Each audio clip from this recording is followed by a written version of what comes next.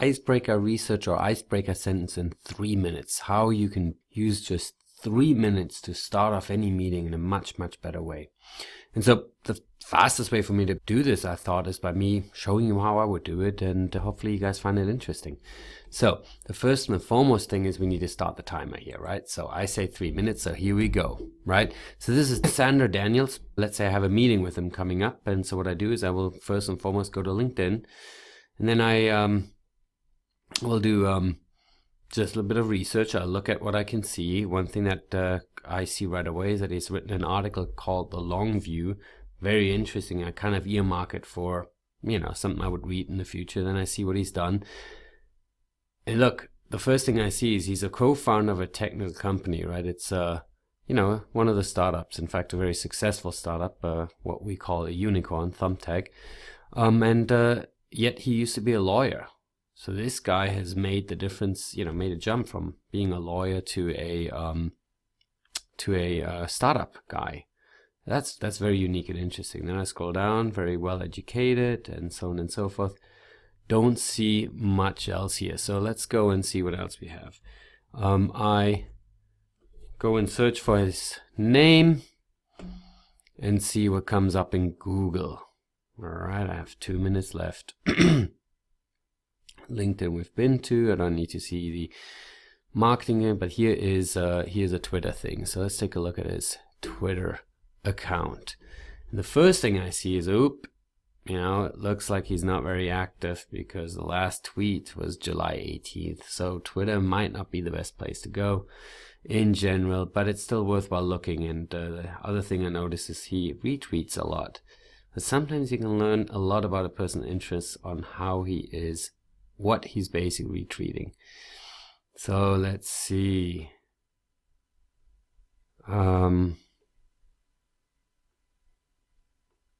It looks like he's interested in hiring, just from scrolling at this, looking at this.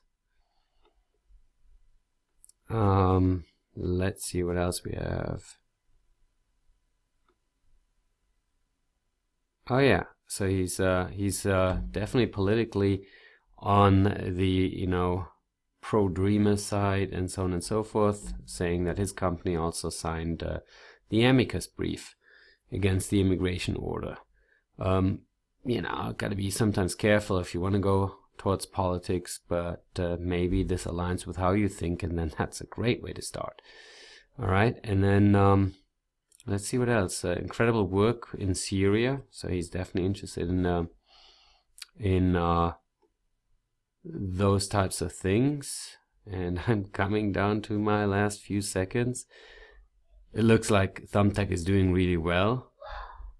And oh, look at this. I love this.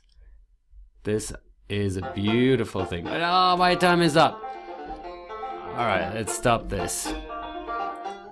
All right, so did I manage to get my icebreaker sentence? Number one, I can start by saying, hey, before we get started, I noticed it. Before you were a startup guy, you did some law practice thing. What the hell went on there? How did you make that move? And so on and so forth. A very powerful way to start. I think probably the best thing that I would have come up with.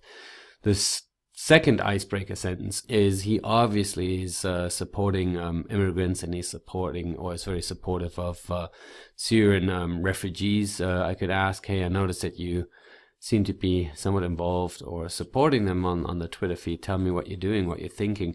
You can go very deep, and maybe you find something that he's very passionate about, and he will appreciate having the opportunity to talk to you about it. Especially if you, for example, feel very similar to that. And then sentence number 3 is just a very lightweight, joking one.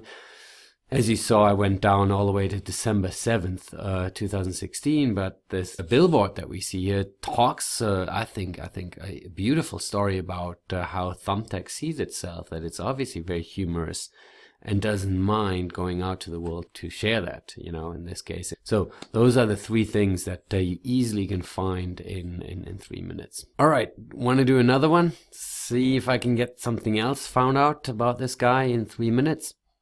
I think we should do it, right? So in this case, it's Ali Diab. He's a CEO and founder of a company that does amazing work in the healthcare world. So the first thing that I do is I will start my timer again, and now I'm on the clock, so let's run. So one of the things I really want to do is basically click on who is there, who do I know. But first I go down, so an article comes from his company, not so interesting per se, about him at least. Scroll down, interesting guy, you know, he worked at Microsoft, at Yahoo, and then at Google. That's fascinating and definitely worthwhile bringing up, especially if you want to stay sort of on the safe side of things, just in that way. But as I scroll down here, I don't see anything else until I get to this. He has 4 patents, you know, probably spent more time on that. Don't have time right now. And that he speaks English, French, and Italian, which basically makes me think he must be somewhere from Europe. And yes, he went to University of Oxford. That's my second thing that I can hook on. I'm being from Europe as well. But even if you're American, you could just simply use this and talk about how to get there. Okay, let's take a look at who we have here. Who do we know in common? I can go through all of those names and see who is there. It's a little hard here. Okay, so I see a lot of people I know. It's kind of interesting. One thing, sometimes I just look for somebody who kind of stands out. Oh, it's interesting. There's a Sanda there too. Very nice. Scrolling down. Now look at this. This is a very unique situation. This is a friend of mine. He's very good at what he does, but he's also a personal friend of mine. And so to me, that's a unique connection that I always like to leverage. So with that, I can stop here. I really just looked at 2 pages and found at least three things that I could use. So I'm going to stop the timer here at 29 seconds. So the 3 sentences that I basically came up with that I could start the meeting with is basically saying, hey, I got to say, you have an amazing background of working for a lot of large companies. What made you switch to do a startup? You basically worked at every dream company that the Valley has ever put forth, that technology has put forth, from Microsoft to Yahoo to Google and so on and so forth. And that, I think, is a very safe way to go. Another way to go is like, hey, it looks like you're from England, or you went to England in school. How did that come about? How did you end up in the Valley? The third thing is, and this is guaranteed my favorite thing, is like, hey, I couldn't help but noticing that you and I have some very interesting connections in common. Andreas Hartmann, how do you know him? In fact, that was at one point a sentence that I actually used. It worked out beautifully because it turned out that Andreas, who happens to be the best man at my wedding, was also a very, very close friend of his, because Andreas used to work for him while they both worked at Yahoo. So that's the kind of stuff. It doesn't take more than 3 minutes to come up with 1 or 2 things that stand out, that you then memorize in your head, right? Even if I use just one of those things in the icebreaker sentence in the beginning of the session, you have these other things in your head, and you will be able to show that you did a little bit of homework. And I think that's a way in which you can basically stand out in a very positive way. Hope that was helpful, and let us know if you have any kind of questions. I'm happy to respond to you guys with any answers. One of the questions you might be saying is, well, when does it get creepy? You know, because you looked somebody up, and how to handle that. But I'm not going to talk about this unless it's something you want to hear about. Okay? Bye.